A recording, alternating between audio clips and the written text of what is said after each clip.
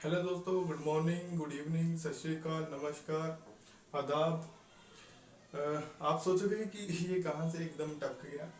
नहीं, ऐसा कुछ नहीं है। मैंने सोचा कि चलो क्यों ना भाई जो मेरे दोस्त हैं उनको कुछ बेसिक चीज़ें बताई जाए बिल्कुल आसान लैंग्वेज में, क्योंकि यार भाई यूट्यूब पे बहुत ज़्यादा आज के टाइम में डाटा पड़ा है। उसको मतलब कुछ ऐसी मतलब लैंग्वेज यूज़ की जाती है जो जिसको मतलब जल्दी जल्दी समझ नहीं पाते।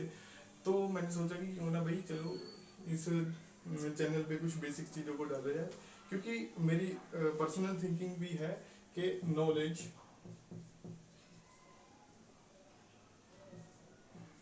Always empower. तो दोस्तों, इसलिए मैंने सोचा कि क्यों ना चलो स्टार्ट किया जाए। सो मैंने सोचा कि फर्स्ट वीडियो क्यों ना हमारे भारत के संविधान, भारत के कॉन्स्टिट्यूशन के साथ की जाए, क्योंकि अक्सर हमारे दिल में सवाल पैदा होते हैं। चलो कि भाई ये हमारा कॉन्स्टिट्यूशन है, हमको ऐसे ही नहीं मतलब मालूम ही नहीं है कि ये कॉन्स्टिट्यूशन है क्या। We don't know the basic meaning of this constitution. तो ये कॉन्स्टिट्यूशन बना कैसे, कॉन्स्टिट्यूशन आया कैसे, कॉन्स्टिट्यूशन में है क्या, कॉन्स्टिट्यूशन हमारे पे लागू कैसे होता है, कॉन्स्टिट्यूशन के कौन से प्रोविजन है जो हमें एम्पावर करते हैं, और कौन से प्रोविजन है जो हमें ड्यूटीज देते हैं। ये सब कुछ भाई हम मतलब बिल्कुल लेमन लैंग्वेज में समझेंगे। आप परेशान होने की कोई ज़रूरत नहीं है। तो जैसे मैंने कहा कि स्टार्ट करते हैं हम कॉन्स्टिट्यूशन से भाई। कॉन्स्टिट्यूशन या संविधान, ठीक है। तो व्हाट इज दिस कॉन्स्टिट्यूशन। हम इस चीज को एक एग्जांपल के साथ समझते हैं। कॉन्स्टिट्यूशन है क्या। कॉन्स्टिट्यूशन जैसे फॉर एग्जांपल हम एक ग्रुप बनाते हैं दोस्तों का, ठीक है। उस ग्रुप में हम क्या करते हैं, उस ग्रुप में बहुत डाइवर्स, जैसे ये एक ग्रुप है, ठीक है, पीयर ग्रुप है ये एक। इसमें 8 मेंबर्स हैं, ठीक है। तो इस ग्रुप में गाइस अलग अलग कास्ट, अलग अलग इकोनॉमिक बैकग्राउंड, अलग अलग अलग रिलीजन के लोग होंगे, ठीक है, क्योंकि हमारी कंट्री भाई बहुत डाइवर्स है। तो इसलिए इस ग्रुप में बड़े बड़ा स्कोप बन जाता है इनसिक्योरिटीज का ग्रुप में लड़ाई का बन जाता है, ठीक है। तो हम क्या करते हैं, इस ग्रुप को एक अच्छे तरीके से चलाने के लिए एक बेसिक रूल्स बना देते हैं भी भाई। अगर तू मेरे बारे में ऐसे बोलेगा तो देख मैं इस चीज़ को नहीं मतलब बर्दाश्त करूंगा, तो मैं तो दोस्ती तोड़ दूंगा, ठीक है। क्योंकि friendship always on the up, सबसे ऊपर भाई दोस्ती होती है। तो दोस्ती बना के अगर आप ऐसा कुछ करोगे तो दिक्कत आती है, ठीक है। तो हम बात कर रहे थे कि ये जो बेसिक रूल्स हैं हम बना लेते हैं अभी भाई। तू मेरे बारे में ऐसा नहीं बोलेगा, मैं तेरे बारे में ऐसा नहीं बोलूंगा, तू ऐसे करेगा, तू ऐसे करेगा, मैं ऐसे करूंगा। कुछ मेरी ड्यूटीज हैं, कुछ तेरी ड्यूटीज हैं, कुछ मेरे राइट्स हैं, कुछ तेरे राइट्स हैं। तो ऐसे, ठीक है। हम फिर ये ग्रुप है ना, ये बड़े ऑर्गेनाइज्ड मैनर में चलता है और बड़ा लंबा चलता है, ठीक है, ऑर्गेनाइज्ड मैनर में, ठीक है। एक स्ट्रक्चरल फॉर्म बन जाती है तो बड़ा अच्छा चलता है ये ग्रुप, ठीक है। तो similarly guys this basic rules consist of this constitution. जो हमारा देश का संविधान है उसमें यही बेसिक रूल्स हैं भाई, ठीक है। जो मिनिमम कोऑर्डिनेशन मतलब कम से कम जो हमारी बेयर या बेसिक नीड्स हैं, जो हमारी रोजमर्रा की जिंदगी में छोटी छोटी चीजें हैं जिसमें इनसिक्योरिटीज पैदा हो सकती है। फॉर एग्जांपल अगर कोई किसी को भी आके भाई मार गया तो कौन जिम्मेवार होगा, ठीक है। तो ऐसी चीजें हैं। ये कॉन्स्टिट्यूशन जो सेट ऑफ रूल्स है, बेसिक सेट ऑफ रूल्स,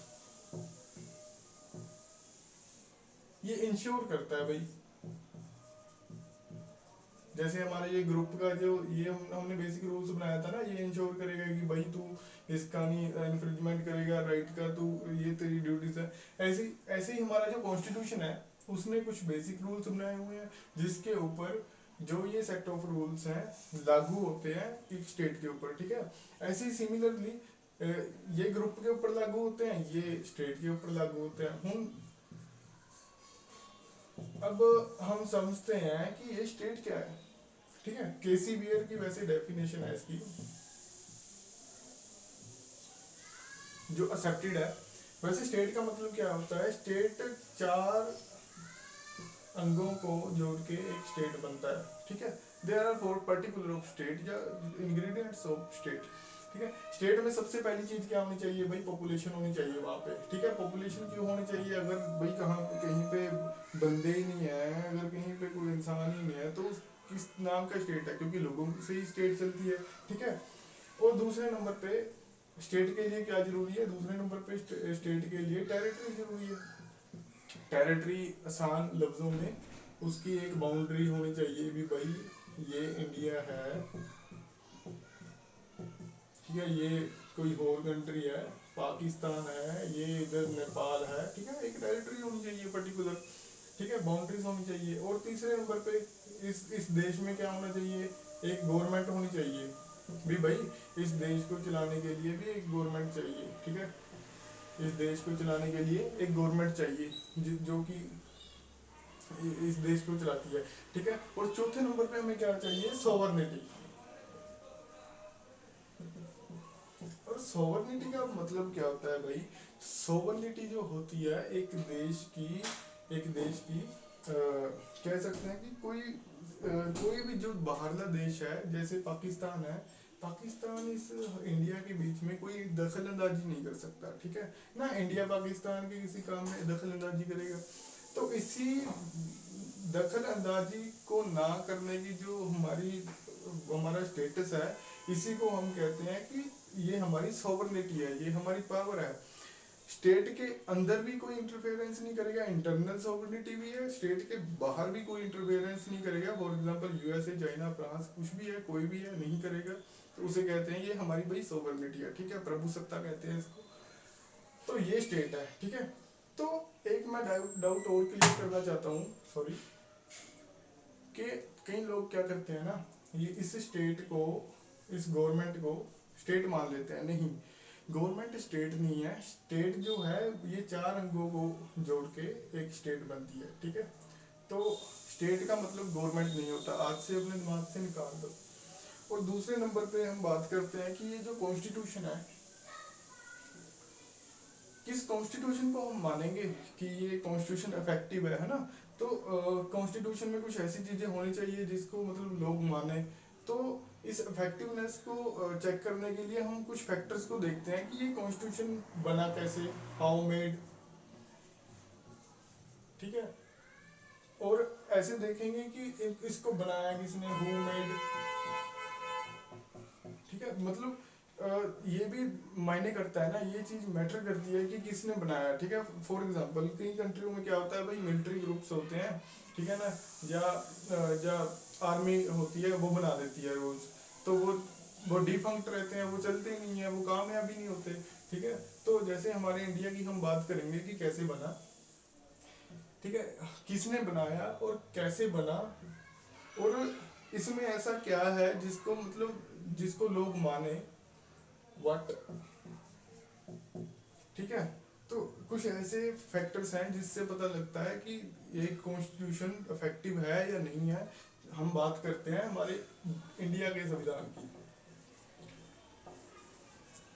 सो भाई, जब हम पहले फैक्टर की बात करते हैं कि हाउ मेड, कैसे बना हमारा जो देश का संविधान है, इसकी प्रोमोगुलेशन कैसे हुई है, तो ये चीजें डिपेंड करती हैं। सो सबसे पहले बात करते हैं कि जो हमारा देश का फ्रीडम मूवमेंट है ना,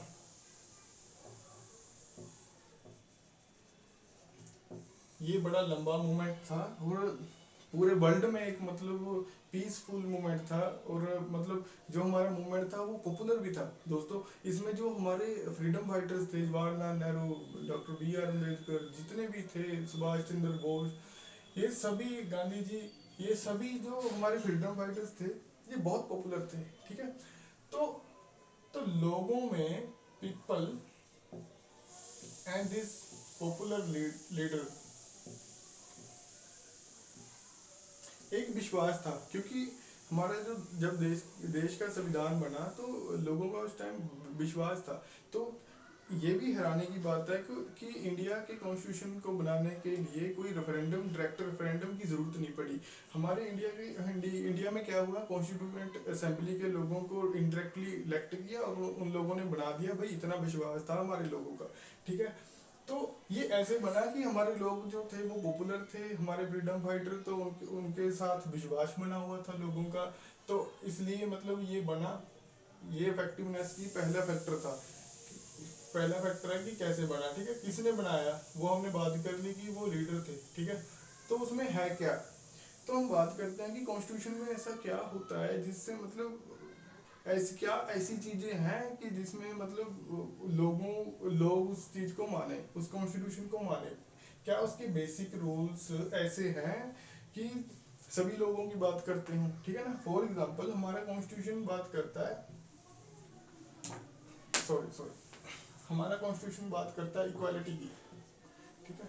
तो वैसे ही हमारा कॉन्स्टिट्यूशन जो बनाया था वो पॉपुलर लोगों ने बनाया था और लोगों का ट्रस्ट था, और वैसे भी ये बात करता है इक्वालिटी की, जस्टिस की, फ्रेटर्निटी की, ब्रदरहुडनेस की, ठीक है, ये तमाम बातें करता है। तो हमारा कॉन्स्टिट्यूशन इज वंडरफुल। तो इस कॉन्स्टिट्यूशन को मानने का ये मतलब एक कारण है कि क्योंकि ये कॉन्स्टिट्यूशन सभी लोगों के लिए एक बात करता है, ठीक है।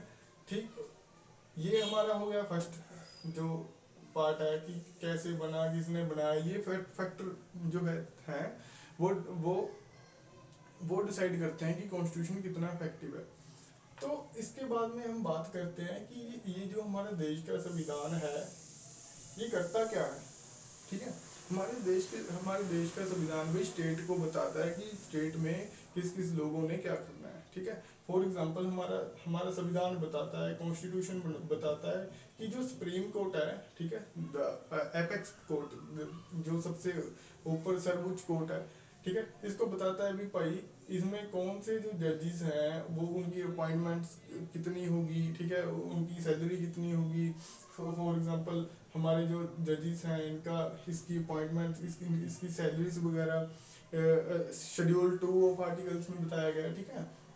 तो ये बात है। और कॉन्स्टिट्यूशन का एक और फीचर मैटर करता है दोस्तों, वो कौन सा फीचर है, वो फीचर है कि कॉन्स्टिट्यूशन हमारा इतना रिजिड तो नहीं है कि उसको मतलब एक मतलब वो सिर्फ एक कागजी बना रह जाए, और इतना फ्लेक्सिबल तो नहीं है कि उसको लोग उसको उसको आए दिन उसको बदल दें कि अमेंडमेंट कर दे, ठीक है। तो ये चीज भी मैटर करती है कि रिजिड और फ्लेक्सिबलनेस के बीच में मेंटेनेंस, ठीक है। हमारे देश के कॉन्स्टिट्यूशन में ऐसा है, हमारी मेंटेनेंस है, क्योंकि हमारा देश का कॉन्स्टिट्यूशन है जो हमारा भारतीय संविधान है वो रिजिड भी है। रिजिड का मतलब और फ्लेक्सिबल का मतलब ये होता है, रिजिड का मतलब ये होता है कि वो आसानी से अमेंड नहीं हो पाता। अमेंड मतलब उसको चेंज नहीं कर पाते, उसमें नई नई प्रोविजंस को बड़ी जल्दी जो है वो उसको मतलब ऐड नहीं किया जा सकता। और फ्लेक्सिबल का मतलब ये है कि कुछ प्रोविजंस हैं भाई, ठीक है, जो मतलब डाली जा सकती हैं। तो मतलब ये जो है ये मिडिल वे पे काम करता है जो हमारा कॉन्स्टिट्यूशन है,